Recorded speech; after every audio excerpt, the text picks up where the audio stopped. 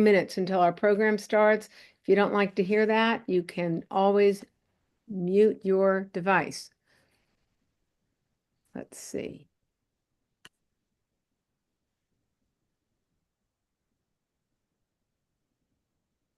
So, Monroe Township, New Jersey, Davis, California, Holland, Michigan, San Mateo Highlands, California, Branford, Connecticut, Milwaukee, Wisconsin, Kingsland, Georgia, Cherry Hills Village, Colorado, Capitol Hill, DC, Sun City, Arizona, Albany, California, Green Bay, California, Laguna Woods, also California, Windsor, Ontario, that's Canada, Morris Plains, New Jersey, Scarsdale, New York, Arlington, Virginia, Culver, I assume that means Culver City, that's Los Angeles, Albuquerque, New Mexico, Scottsdale, Arizona, West Hills, California, Huntington Beach, California, Decorah, Iowa, San Francisco, California, Sydney, Australia, Fullerton, California, Fort Lauderdale, that's Florida, West Des Moines, Iowa, the Villages, Florida, Annapolis, Maryland, Richmond, Virginia, Richmond, California, excuse me, Helena, Montana, Bethesda, Maryland, Kennewick, Washington, Boulder, Colorado, Huntington Woods, Michigan, Saskatchewan, Canada, Boulder, Colorado, Marshall, Virginia, Fajardo, I hope I pronounced that right, Puerto Rico, Wilmington, Ohio, Mayfield Village, Ohio, Ottawa, Ontario, Canada, San Miguel de Allende, Mexico, Queens, New York, Playa del Rey, California, Woodland Hills, California, Woodbury, Minnesota, Modesto, California. This is Richmond, Virginia.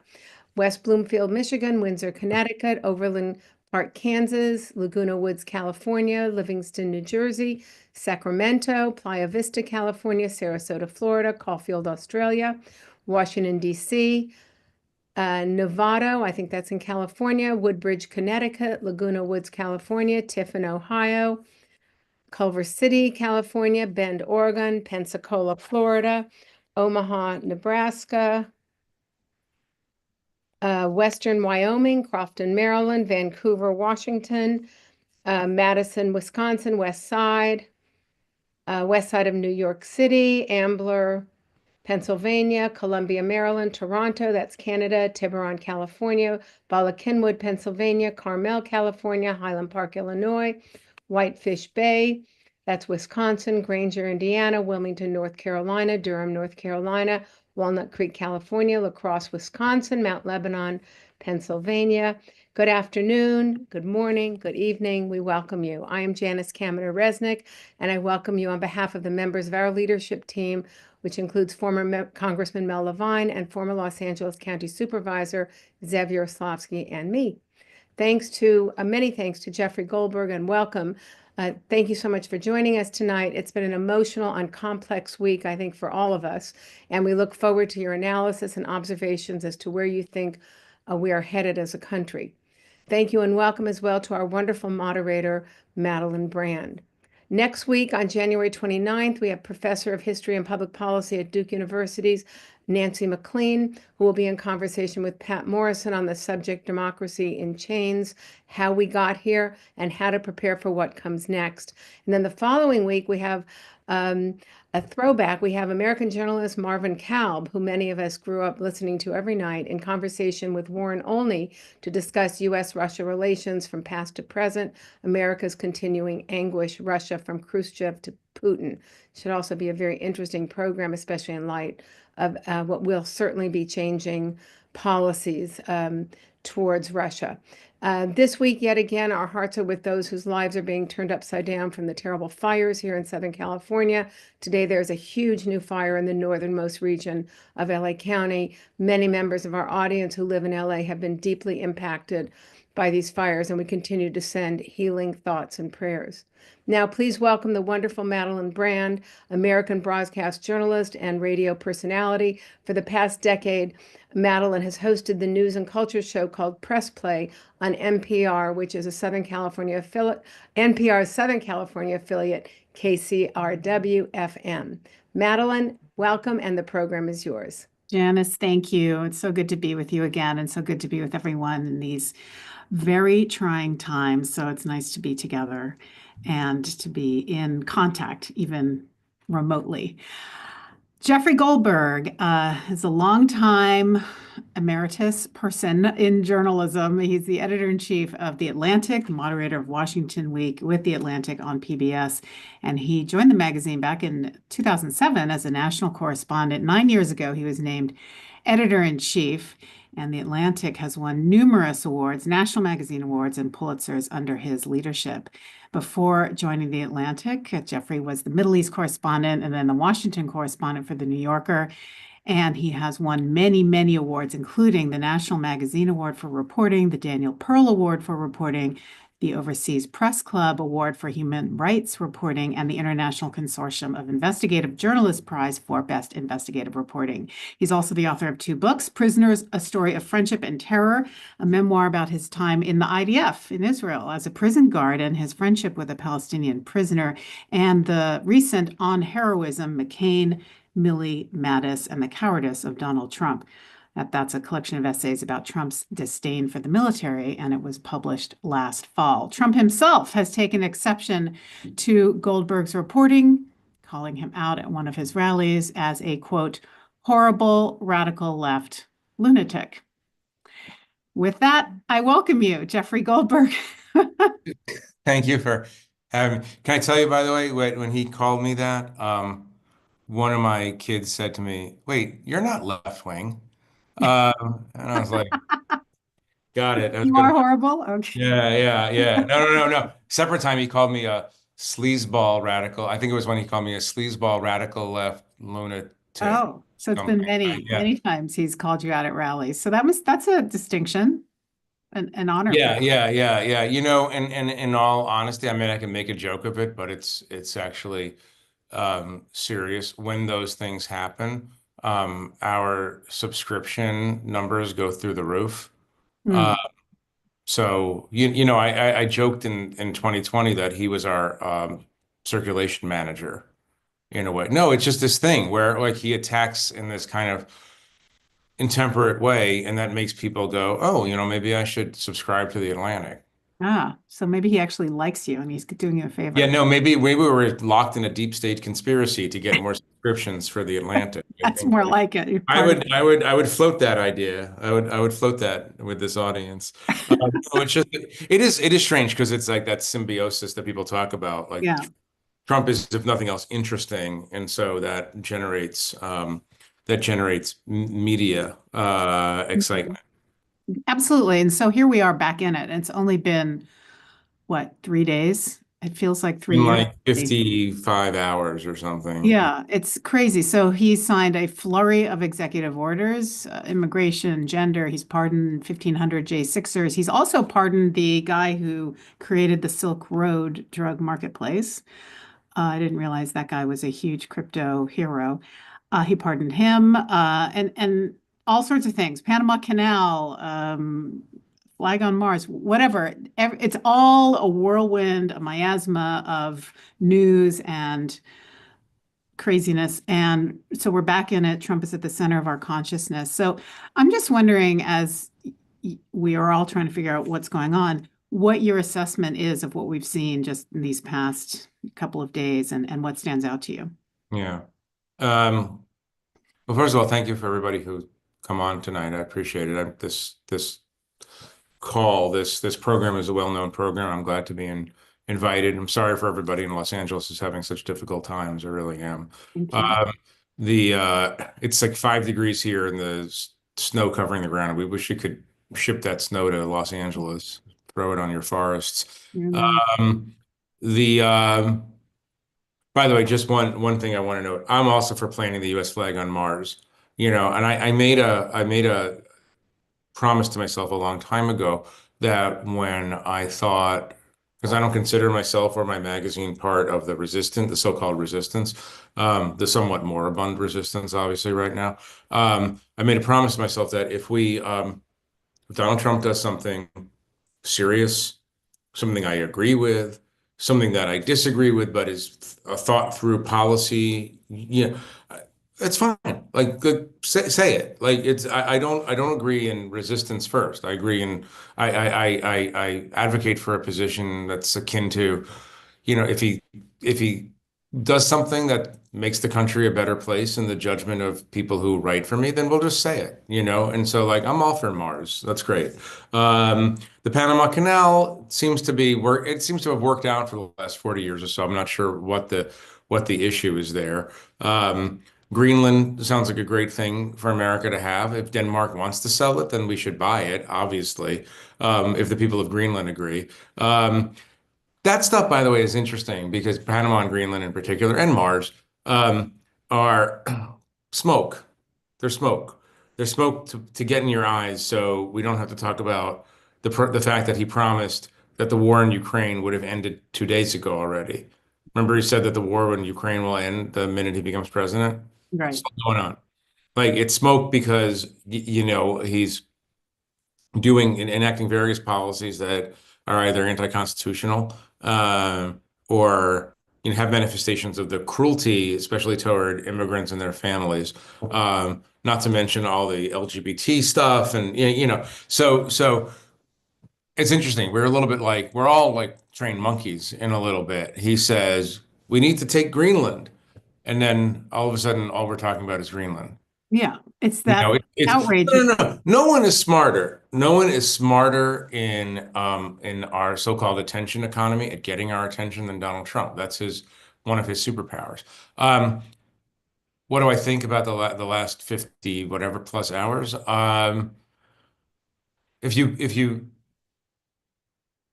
tell yourself that he means what he says and that he will try to do what he does, then this shouldn't have been surprising. I'm a little bit surprised that he went all the way with the January 6th insurrectionists.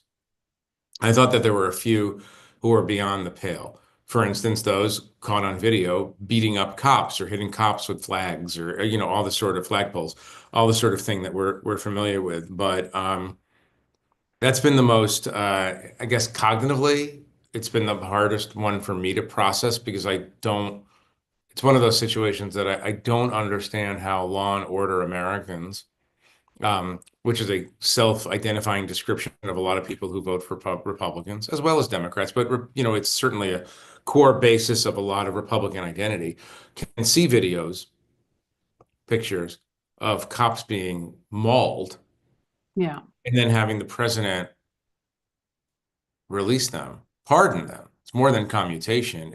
I just can't explain to myself the cognitive dissonance that these supporters must be experiencing, or how they rationalize what what their eyes are taking in on the video of what happened on January 6th with Trump's, let's call it what it is, anti-police policies.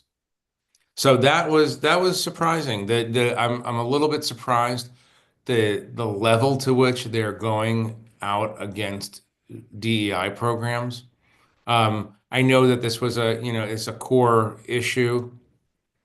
I also know that there's serious issues to be debated about. That there's Americans of good faith on all sides of issues have differing feelings about affirmative action and diversity and inclusion and all these issues, just as there's a difference of opinion between good people on trans interventions with minors. But this is not that. This is not a conversation about can we roll back some of the excesses of the DEI era. This is a total wipeout.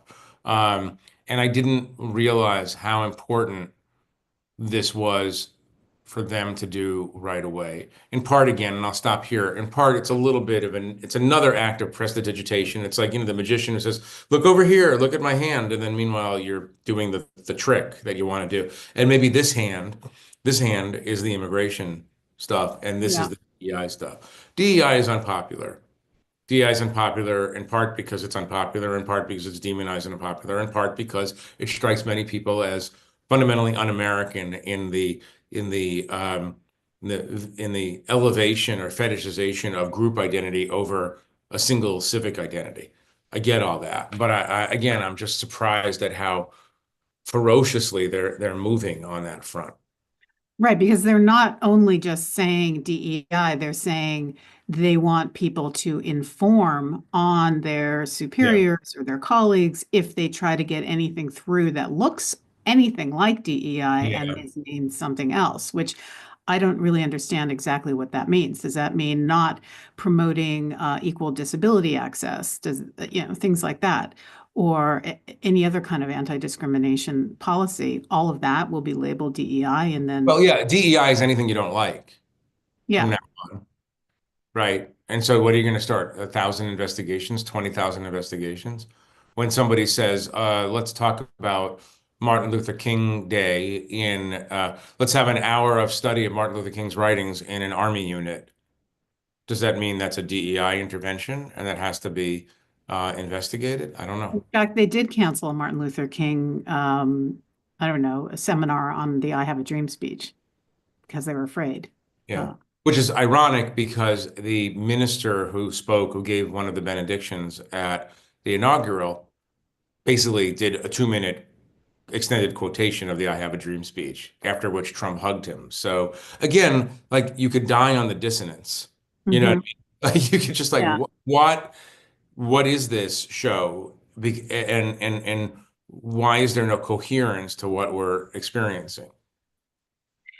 So I guess a lot of this, as we had been, during the campaign, we had been forewarned about, especially in your magazine. You devoted an entire issue to this. What could happen if Trump was elected, by looking at Project 2025 and all of the advisors that he was consulting and or who were trying to influence him during the campaign, and all their policy papers. And I guess this was part of it as well.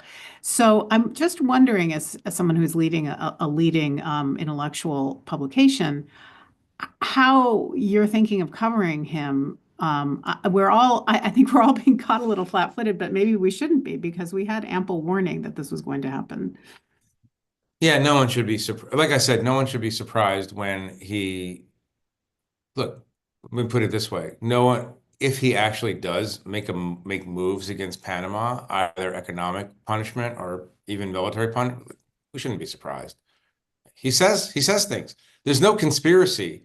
Like, I was talking to somebody the other day and I described some of this, these crypto coins that the Trump family is putting out, which I can't even understand, the meme coins. Um, and I described it as a grift. And they said it's not a grift. It's right there in the open. Yeah, It's buy my worthless coin. It's just okay, buy my worthless coin. but Uh, it's worth $40 and billion it and or if something like that. people and if, yeah, it's magic beans, it's the magic beans time in America. Buy my magic beans. So to answer the larger question,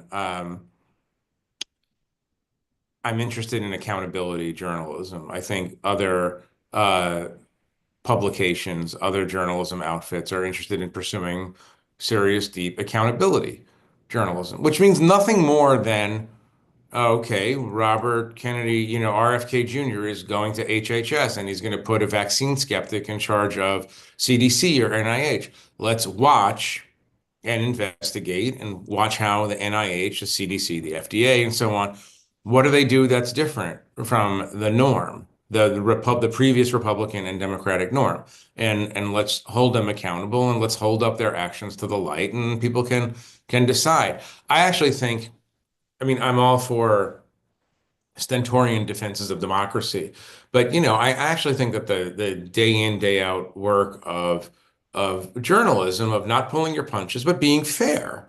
And like I said at the beginning, there's a decent chance that they'll do things that are quote unquote right or within the realm of the previous discussions of certain issues. And let's just analyze them carefully, fairly, but aggressively in the traditional manner of American journalism. Now, we have a problem in American journalism right now. You have a distinct problem at the Los Angeles Times out there, where there's a kind of preemptive bending of the knee to this administration. There's a lot of anxiety about, well, we didn't understand America again, and more people voted for Trump than Harris. So, we are doing something wrong, and therefore we have to soften our approach. I mean, there are obviously different motivations for different media owners. Some just have business in front of the administration and know that he's a vengeful leader, and won't give you American government rocket business or cloud computing business if you are opposed to him or have an instrument that is opposed to him. Um, I don't understand the motivations of a lot of people in journalism, but what I would say, unfortunately, is that there are fewer and fewer outlets ready to pursue good old-fashioned journal. All I'm talking about is good old-fashioned journalism. Like, what is Yeah. Marco Rubio going to do to change America's diplomatic posture? What is Pete Hegseth going to do if he gets into the Pentagon on defending Taiwan? We just have to ask the questions and find out the information and present it to the public. That's all we ever have done. That's all we can do. Again, it's a problem that a lot of people who are rich enough to be fearless don't seem to be fearless. Right. And so you have the backing of a rich woman, Steve Jobs' widow. And so has she ever indicated how she wants your magazine covering this event? Lorene Powell Jobs is a great owner of the Atlantic. I'm not saying this because I work for her. I'm saying this because I really believe this. Um, Mhm. she is remarkably steady and tough-minded about all of these things. And again, she's the model. I'm not characterizing her wealth or her position in society or anything, but she is a model of someone who has some level of independence and can be exactly what she wants to be and what she wants to be. And we've had these direct conversations. What she wants to be is um, a patriotic American who believes in democracy and stands for transparency and the First Amendment and freedom of speech, and doesn't particularly care what people say about her, and has no desire to be pressured by anyone. By the way, there are other people like this in across journalism. I mean, the New York Times has I have like anybody, I have a million critiques of the New York Times, as one would have of the central journalism organism of America. But that's a family that knows how to maintain its independence and integrity. We thought that Jeff Bezos did, and he did for Yeah. many years until this last episode, which is, flummoxing to a lot of us, flummoxing to a lot of people in the Washington Post, obviously, too. But no, and I tell our staff this. I said, Lorene is also, without going too much into this, but I said this at an all-hands staff meeting. And as you know, in journalism, there's no such thing as a 200-person off-the-record meeting in a journalism institution. Um, the I said, Lorene just believes we should go do our jobs and do it fairly and honestly, and she'll back us. And and as she herself acknowledges, that used to be an easy thing. Like, of course, just support your journalists. That's what you do. That's why we have these organizations. And I should note, for the record, that she doesn't interfere editorially. I talked to her about various issues, about the running of the magazine, but she never tells me what to cover or what not to cover. She never would. She adheres to the Marty Baron line, Marty, the former editor of the Washington Post, which is like, that's not the job of the owner of a magazine or a newspaper in America. So knock on wood. I mean, it's been great, and that gives our journalists the confidence to know that they have the backing from the very top. And so that's what the publisher of the the publisher of the LA Times, publisher of Time Magazine, Jeff Bezos, a lot of people at the parent company of ABC, Disney, and a lot of places should look to those people who have maintained their stalwart belief system in the face of pressure and try to model themselves after that, not the people who go on bended knee to Donald Trump because they know that he'll be mad at them if they don't. But doesn't that indicate that they don't really care as much as maybe we do about independent journalism? That for them, it was something that is more of a status object and that it can be easily dispensed with when necessary. People of means buy magazines and TV stations and networks and newspapers for all kinds of reasons. Yeah. There's only one reason that will keep you on the straight and true path, and that is to fulfill the mission that's guaranteed under the First Amendment, to fulfill the mission of independent journalism. If you're doing it for status or power or whatever, I mean, if you're doing it for money, you're crazy also, by the way. Yeah. But although, we're profitable, and because, it's not just because Donald Trump gins up subscriptions for us, we're profitable because we, I mean, my whole formula has been very, very simple. Make as many highest quality stories as you can make, put them in front of the reader, and try to convince the reader to pay for those stories. It's not rocket science, to use, Elon Musk's business. It's just like give people something worth reading, and they'll pay you for the product that you make. But you definitely have a voice, a point of view. It's not just the facts, ma'am. You have a kind of an edge into covering stories, even if it's only your We're a very. magazine. We believe in fairness. We don't believe in objectivity. Mhm. I mean, so our writers are given extraordinary latitude to go at issues the way they think is intellectually true and honest. Yeah, makes it more interesting. Yeah, well, it's more of a point of view, more of a magazine, more new Yeah. journalism than, I don't know, it's not Walter Cronkite type journalism. Well, I think fairness is the guide. And I always tell people this, and our editors know this. You uh, don't straw man people you don't like. Don't provide the weakest argument of the opposing side and say this is their argument. Give them the credit of describing their argument the way they describe their argument, and let the reader see an honest collision of ideas, right?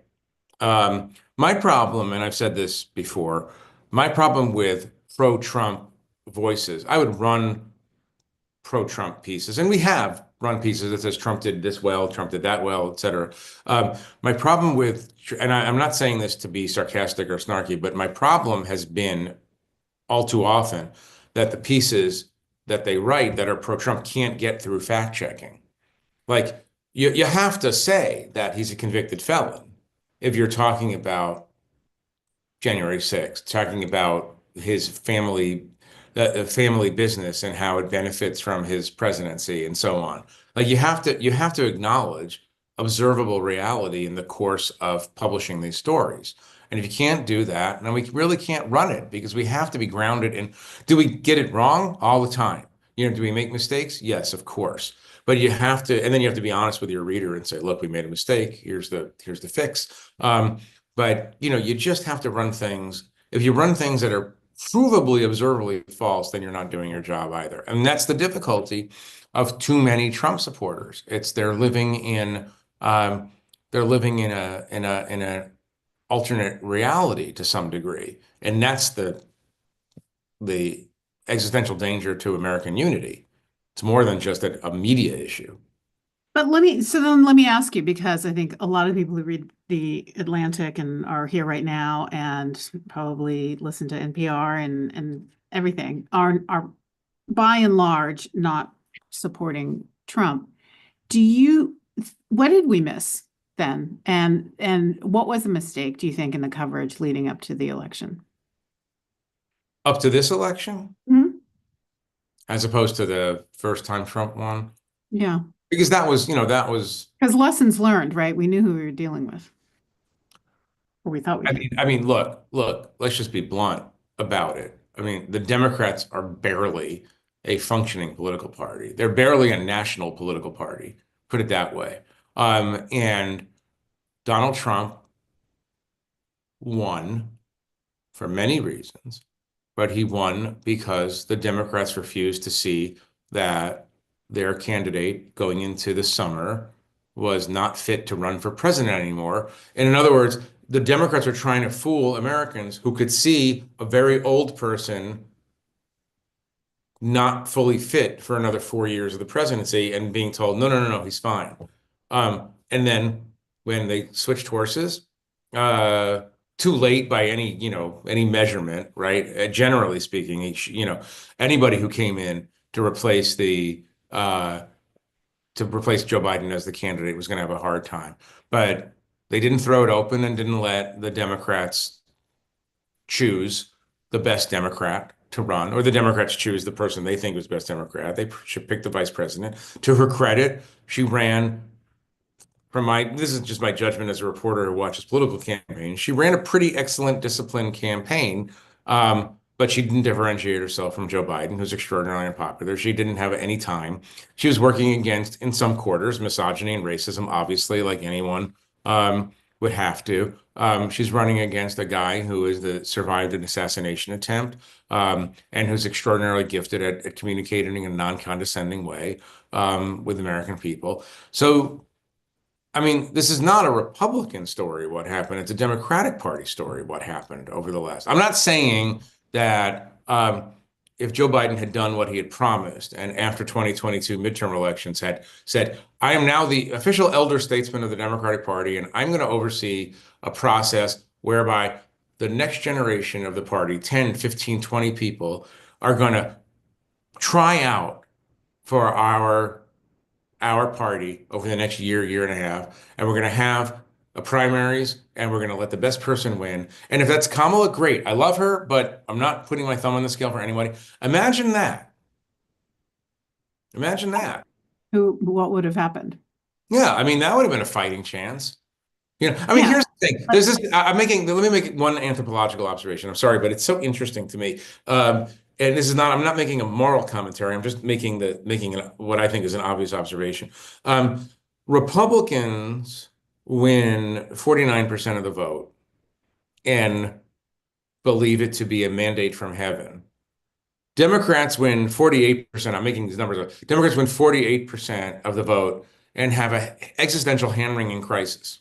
It's like it's just interesting. There's like a level of confidence on the Republicans, on the Republican side of the ledger, and there's this tortured anxiety on the Democrats.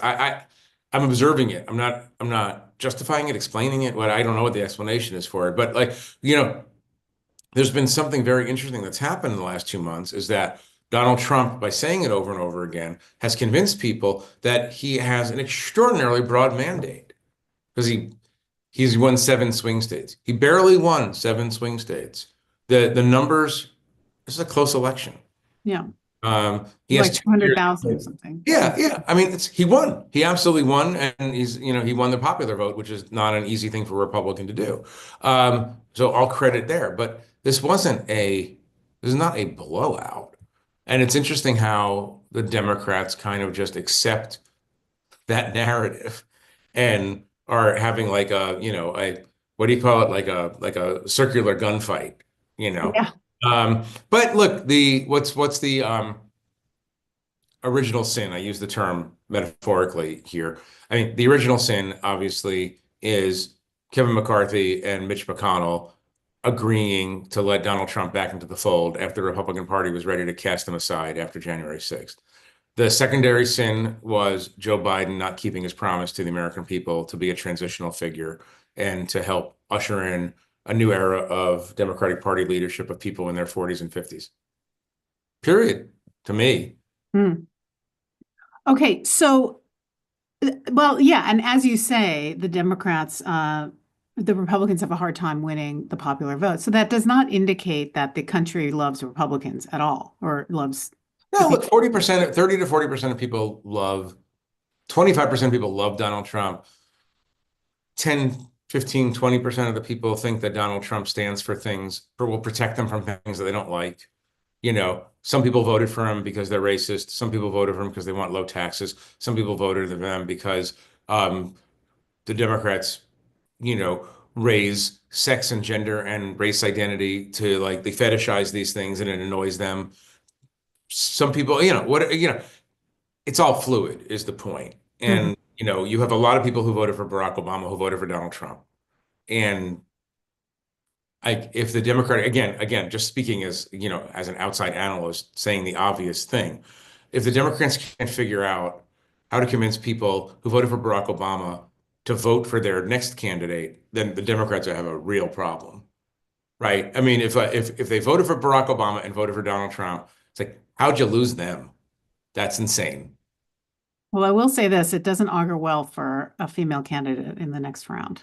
No, and it's one of these great historic ironies or cruelties of history, that a president who, I mean, I'm happy to call him a misogynist because he is, and a president with all this long record of credible sexual assault and sex harassment allegations against him defeated the only two major party female candidates, one after another, including, including in many ways an icon of women, as somebody who's, you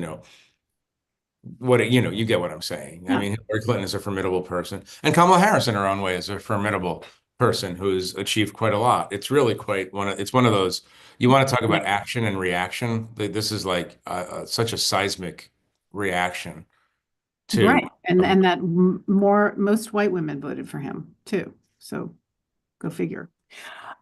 So that then sets up the where do they go from here question. Kamala Harris looked like she wanted to cry at the inauguration. So what happens to can this? you imagine how horrible it is to sit there and have Oh, people like yeah. take a dump on your head?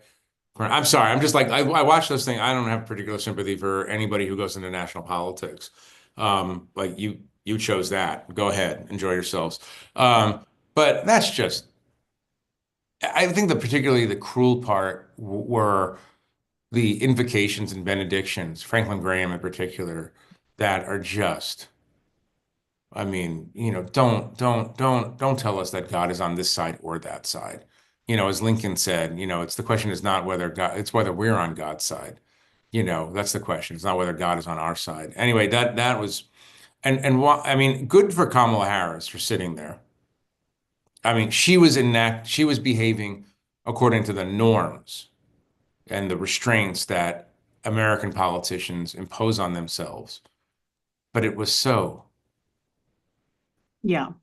Just as a human, it's just unpleasant to watch. It was a humiliation, and it was intended to be so, I think. Yeah, And and it intended to be so. But you know what? Showing up was still the right thing because we have the peaceful transfer of power in this country. And, you know, self-restraint is required in a democracy, but grace is also required in a democracy, I think. Like the Mhm. capacity to have mercy and not see your political foe as an enemy, but as a competitor Yeah. or somebody with wrong ideas, but is a good citizen. Remember what John McCain, remember that great moment where, a woman at a town hall with John McCain was, um, saying, "Oh, he's an Arab. I don't trust Barack Obama." And John McCain said, "No, Barack Obama's a good man. He's a good American. He's a good family man. I just disagree with him." Like that Republican Party for the moment is dead, and the danger for Democrats is, don't become that, you know, even though there might be some temporal gains associated with becoming that. But as James Carville would say, it's all about winning. So what do you do? What is the Thank next? God I'm not in politics. That's all Yeah. I say. Who do you think will pick this party up and put it back together again? Or who could? I know a lot of these people, as a lot of the people on this call do. There's a really talented bench of Democrats. I mean, imagine if they had gone into this election with a ticket of Wes Moore and Josh Shapiro, or alternatively, Josh Shapiro and Wes Moore. Wouldn't really make that much of a difference. Or Josh Shapiro and Gretchen Whitmer, or Gretchen Whitmer and Pete Buttigieg, or Wes Moore. I mean, you can go down the list. There's a lot of interesting Midwestern senators. There's some Western senators. There's a whole governor of Kentucky, Andy Beshear. There are people of achievement, and there's like the Alyssa Slotkins, who like is somebody to keep an eye on for the next time, precisely because she says the thing that I think Democrats realize need to be said, which is, can we just act normal? Can we just be normal Democrats and not obsess about the things that people obsess about on the campus of Columbia and Oberlin and UC Santa Cruz? Can we just be normal? And I think she's somebody to keep an eye out on because she embodies that that normalcy that the Democrats need to do to yank their image back toward the center. Wasn't that what Tim Walz was supposed to be? Yeah, but did you watch him on stage? I know. I mean, look, give it a break, made Tim Kaine look like Teddy Roosevelt. Tim I don't mean to Kaine. be like, I do like, I mean, you make your own bed when you go into national politics. That's your choice. I don't think people should be abused, and I shouldn't be so dismissive. He tried, and he tried with dignity. And, I would say that I don't feel that same way about JD Vance, just because I think he's like unnecessarily cruel to people. And that level of snark and condescension is not necessary in order to achieve your political goals. Maybe he thinks it is, but Tim Walz did not embody that kind of behavior. I want to ask you about what we saw at the inauguration, the parade of tech titans, as that expression is overused. But anyway, that's who was there. But on the dais, no, Steve Bannon nowhere to be found. So that part of MAGA in the overflow wing, so to speak. So, and just what that says to you about media, because here you have Elon Musk and X, you've got Zuckerberg basically caving to Trump with regards to Instagram and Facebook, and you have Sundar Pichai there, and who knows what he's going to do with YouTube in terms of kowtowing to Trump. And of course, you've got Trump's and his Truth Social. And so, yes, The Atlantic is profitable, and yes, it's doing good journalism, but aren't all the eyeballs somewhere else? And I don't know, how do you deal with that? How do you compete with that? Yeah, I have to say you're doing the same thing that the Democrats do when they win 48% and the Republicans win 49%. No, I'm serious. Like, I see the cloud, the yeah, silver no, around no. the It's lining. like, behind every dark cloud is a darker cloud. Yeah. Yeah, we're in a struggle for reality-based news at NPR, at the Atlantic, at the New York Times, at the networks, et cetera, et cetera, et cetera. But that other team is not doing news. They're making stupid videos and they're making propaganda. And like news will win in a certain way because people do need eventually. Look, nobody goes to Joe Rogan to find out what neighborhood in LA is threatened with burning. You know what I mean? I mean, and, on the other hand, I don't. I was looking at a story recently and somebody referred to Joe Rogan as marginal media figure. I was like, he's got 15 million people listening to it. There's nothing marginal about that. He's a bigger audience than the Atlantic. It's a bigger audience than the subscription base in the New York Times.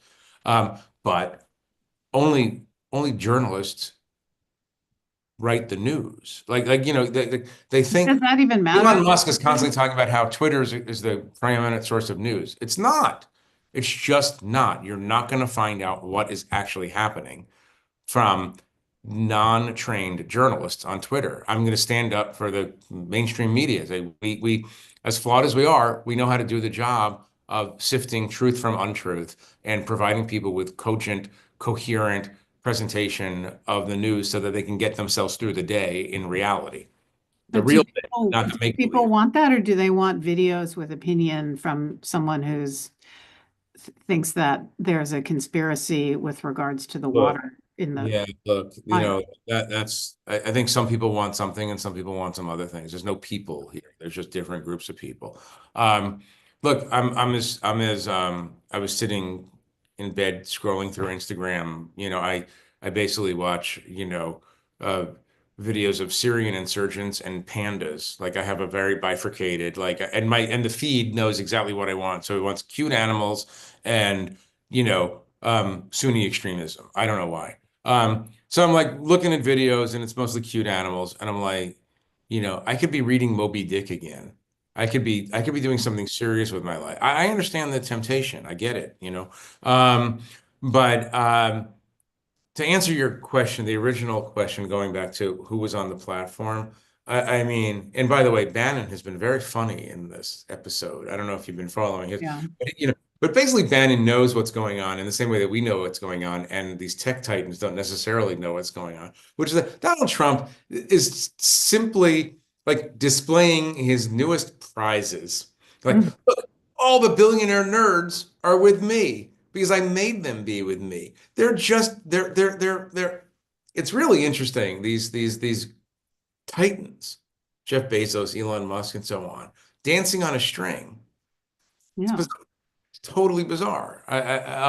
And if they think that I don't think Donald Trump would disagree with this statement that Donald Trump is very transactional, and the transaction, in order to be successful, has to benefit mainly or solely Donald Trump. So it's like, what, you think you're going to get a better deal on cloud computing? You think you think you're going to get a better deal on like who gets to sell the rockets to NASA? Come on. Like study the history, 50 years of the way Trump does business. So it's sort of silly. But yes, it is the single most disturbing thing about the inauguration was that the people who control the distribution of information, especially to our children, are all sitting up there again, like literally like lapdogs. I mean, it was Yeah. amazing. If you want to see like what power, superficially, it looks like power has shifted. Republican governors and Republican senators were in the overflow room, and Jeff Bezos is sitting with JD Vance, right? Fascinating thing to see. But again, at the end of the day, I don't think Jeff Bezos is going to get what he wants from Donald Trump because Donald Trump doesn't give you what you want. Donald Trump takes what he wants. And again, like, I don't think Donald Trump would listen to what I'm saying and say, you're wrong. He's like, yeah, that's what I do. I get a better deal than other people. And I'm not a sucker and I'm not a loser in a different Hmm. context. Yeah. Well, you have the TikTok guy there too, show too. So Yeah, that was amazing. I mean, that the whole TikTok thing, turnaround was unreal. it's like you kind of wish Kurt Vonnegut were alive right Yeah. now to like catalog this. And Christopher Hitchens. And Hitchens and a lot of other people too. Okay, let's get to some of the questions. It's tons of questions from the audience. Tracy asked, some are predicting a descent into autocracy on the order of Orban in Hungary. What do you think, and what would it look like?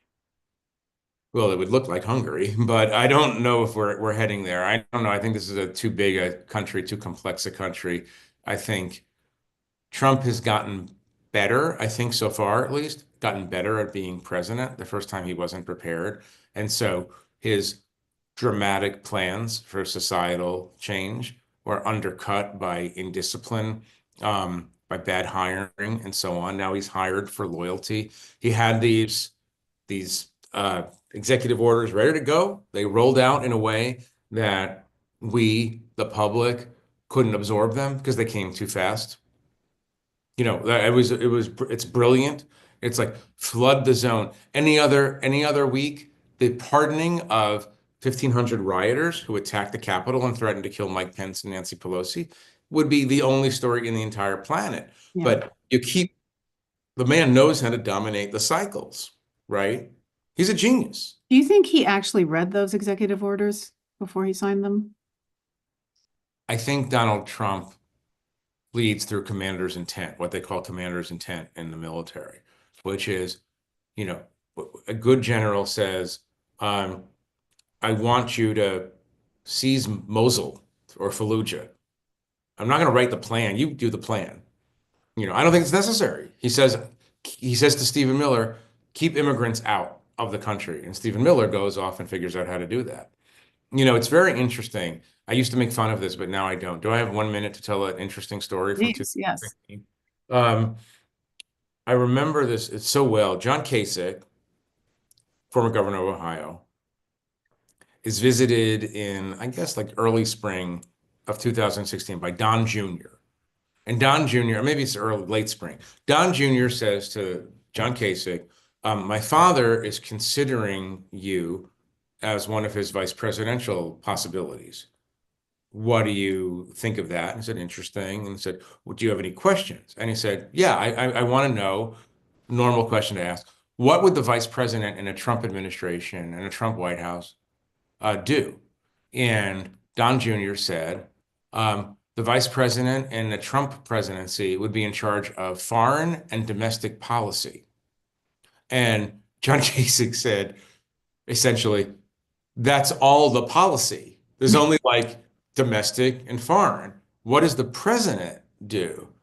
And Don Jr. looked at him like, what does the president do? He makes America great again.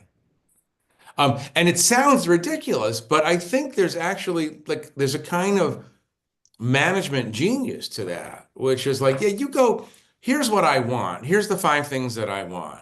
I want Greenland. I want out of NATO. I want single gender bathrooms. I want no DEI. I want. Here's the 15, 20 things. Just you people go make this happen. I'm going to go watch TV. But that's like, remember Jimmy Carter was like managing who was using the White House tennis court. You can get so like whether he read it or not, I'm not going to guess. Does it matter? Not really, because it's carrying out the vision. Yeah. And a lot of it is going to be challenged in court, and already have, I think, 22 states challenging the birthright citizenship EO. So Right. You have an article Back to the on. Constitution. It's not going to be so uneasy to ravel. But here's the thing. This is in one sense, maybe a perverted sense, but in one sense, it's effective leadership. It's I do this thing and you react. I'm going to do another thing before you even have a chance to finish reacting to the previous thing. So I need you to react again. And then I'm going to do 10 other things that actually will get through on executive order, or because Mike Johnson and John Thune are behind me or whatever, or because the Supreme Court is 1/3 people I put on the Supreme Court. So like he's not going to win all of these things, but he's going to keep everybody so busy reacting. He sets the tempo. He chooses what we're paying attention to. Like there is like, I mean, it's almost, I mean, it's kind of awe-inspiring. Again, I'm not saying that in a positive way, but you want to talk about effective leadership? I mean, Yeah. and going back to this Orban thing, this is what a populist does, what an autocrat does, is he knows the trigger points for the citizens, right? Um, eggs are too expensive. Eggs are too expensive. Eggs are too expensive. I mean, if you want to understand, Donald Trump, don't watch Hungary, watch professional wrestling. That's what I've always thought that. It's like if you understand the ethos of professional wrestling, if you understand the total commitment to the warrior mentality, every day is a war. Every day is a war in which my enemy must be destroyed. That's how he keeps people on the back foot. Is he an autocrat? He's a populist? Yeah. Is he an autocrat? I think he has autocratic tendencies. I don't know if he's going to get things through that would once and for all clearly show that we live in an autocracy. Maybe we already do live in an autocracy and we're just not aware of, to borrow from Orwell, the things that are right in front of our nose. Mhm.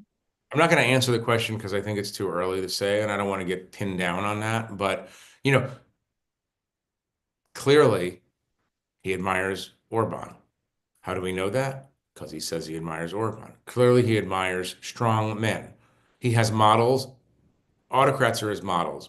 He does not like the Prime Minister of Denmark. He does not like the Prime Minister of Great Britain because they're weak. They're consultative. They Right. have parliaments. They listen to Parliament. They listen, they they don't duke it out. They're not they could never survive in professional wrestling. So Amy asks, do you think Trump will leave after 4 years? Yes, because I have not yet imagined a way in which it's possible to do what the question implies without like a Reichstag fire, which by the way, again, never be surprised is the rule. Mm. Never be surprised. But yeah, he's also going to be 82. And there are a lot of people right behind him who would like to be president. I wouldn't be surprised if Don Jr. runs for president. I mean, what I'm saying is nothing would surprise me. I don't see the pathway right now, but that could be a failure of imagination on my part. Mm. Lisa says, I was amazed at how few of my Democratic friends didn't see Trump's win coming, didn't realize how ensconced they were in their own media bubble, especially on social media. How can more traditional models like the Atlantic deal or help with that? And it's not just, civilians, if you will. We've had experts on this show, and then James Carville himself say they thought that Kamala Harris was going to win. I mean, first of all, the easiest thing in the world is to just be on Twitter or X, as he calls it, and go on Truth Social and see what people are saying who disagree with you. I mean, really, part of it is just like knowing what people are saying. Watch Fox and understand that those narratives are as popular or more popular than your narratives. Maybe not where you live. Look, it goes back to the classic Pauline Kael line about I don't when she said in 1972, I don't understand how Nixon won. No one I know voted for him. It's like we have this like these blinders on where if we know several hundred people, we think we know the world. But how do you deal with that as the editor-in-chief of The Atlantic, which is there in DC, and you've got, everyone is in a certain bubble in the media world. Yeah, I mean, I think that's an over-exaggeration. I think we have reporters who, first of all, we have reporters who live in red states. We have people, look, I mean, The Atlantic, unlike some other publications, we have Republicans. I got conservatives. I got evangelicals. I got all kinds of people working here. And I'm trying to be, if we're going to be the last place in the media where it can be a little bit of a town square, then fine. That's what it has to be. But I don't want to retreat to a bubble. I don't think anybody here was particularly surprised that Donald Trump won. I mean, you can be if you spent all your time on social media hearing about this vibe shift toward Kamala, yeah, you can be surprised. But I had a friend who thought this until they drove through central Pennsylvania back down to Washington one day and were like, it's just Trump all the way down. Counting lawn signs is not science either, but there is no particular science. Look, people care about basic things. And this is how I feel. I can afford, if eggs doubled in price, I could still buy eggs. So I don't think that much about egg prices, right? But you have to put yourself in the mindset of people who strain at the end of the month to pay the supermarket bill. Yeah. You got to do that. And then you've got to put yourself in the mindset. And this is where this becomes too difficult to unpack in the course of a short conversation. You got to put yourself in the mindset of people who talk about a bubble, a hermetically sealed bubble. All they're being told is that Joe Biden is making food prices too high over and over again, every day, all day long. And you penetrating that bubble is obviously going to be the work of the Democrats. I mean, one would say, if I were a Democratic strategist, which I am not, thank God, one would say to the Democrats, it's like, please talk about only things that are widely popular and commonsensical, and don't give in to the desire on the part of elite groups to hammer home, especially with weird jargon, your esoteric messages about societal transformation. Just talk about food prices, talk about gas prices. And when you talk about gas prices, stop talking about the evil of fossil fuels. 10 million men in this country drive trucks of some sort for a living, right? The vast majority of those trucks run on gasoline or diesel. Like, you want them to vote for you? Stop telling them that they're doing a bad thing. I know there are people on this call right now are saying, but the climate. It's like, yeah, but the climate. But you know what you're not going to be able to affect when you're not in office? The climate. Yeah. It's just strange. It's just strange how the Democratic Party is just this party of one special interest group after another. I mean, that's just observationally true. It's like it doesn't say we're. And by the way, Kamala Harris did a better job than anyone in recent years of talking about, like, I'm not talking about race, I'm not talking about gender, I'm just talking about the struggles facing Americans. But it was too little, too late, and she might have been the wrong messenger. Right. I was talking to someone who was in the Biden administration the other day, and she was saying he made a crucial mistake in focusing on these large bills, infrastructure bills, bridges, all that stuff nobody cares about, that they're not going to see the results of. They care. They care when the bridge opens. Yeah. Okay. So but it's like I mean, we have a crazy system where a president has to do long-term things but doesn't get credit for them. So we'll only do short-term things. But yeah. I mean, your point is a good one. The Yeah. point being that he was kind of operating more as a prime minister than a president, like trying to get all of this legislation through and blah, blah, blah, blah, blah. CHIPS Act. Does anybody really care about the CHIPS Act? Any voter? Voters care about feeding and clothing and caring for their children and having a society that's recognizable with recognizable ethics and morals. They care about, in the sort of Jacksonian way, they care about the national defense, but they don't want a lot of, they're not really that entertained anymore by talk about democracy abroad. They just want everybody has a struggle. Everybody's involved in a struggle of some sort. And obviously, if you live in the physical world and not the virtual world, meaning if you're a worker in the physical world, you move things from here to there, you build things, you're a plumber, you're a construction worker, you're a truck driver.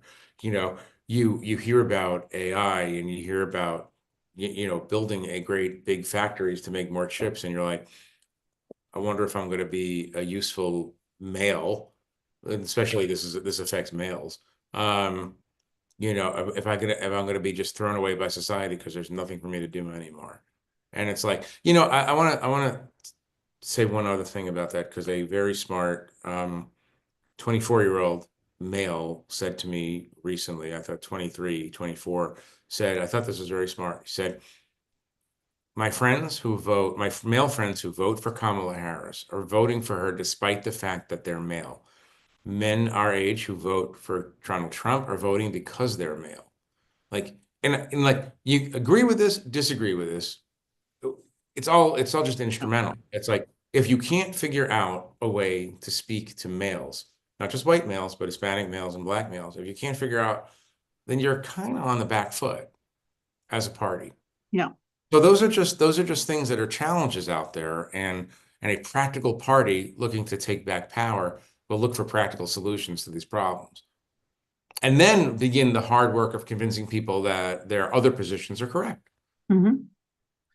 Okay. Oh, we just have, oh gosh, we're out of time. I can't believe it. Oh my goodness. That went by so fast. So there was a question about the Middle East. I just quickly, do you It's all think, going to be fine. Don't worry. okay, it's going to be fine. Yeah, they'll solve that It's going to be fine. on day one. Okay. I mean, I'm happy to talk about it, but we need 90 years. Can I just ask you a quick question on that? And do you give Trump at all any credit for getting that ceasefire? Yeah. Yeah. I mean, I think, look, Democrats but this is again, trying to analyze, I'm not taking a side. I do think Democrats have trouble understanding the connection between threat of military force and diplomacy. Donald Trump said, if Hamas doesn't let those hostages out, there's going to be hell to pay. That provided Israelis with a sense that, oh, finally, America's 100%. Now, he said that before he was inaugurated, obviously, before he was sworn in.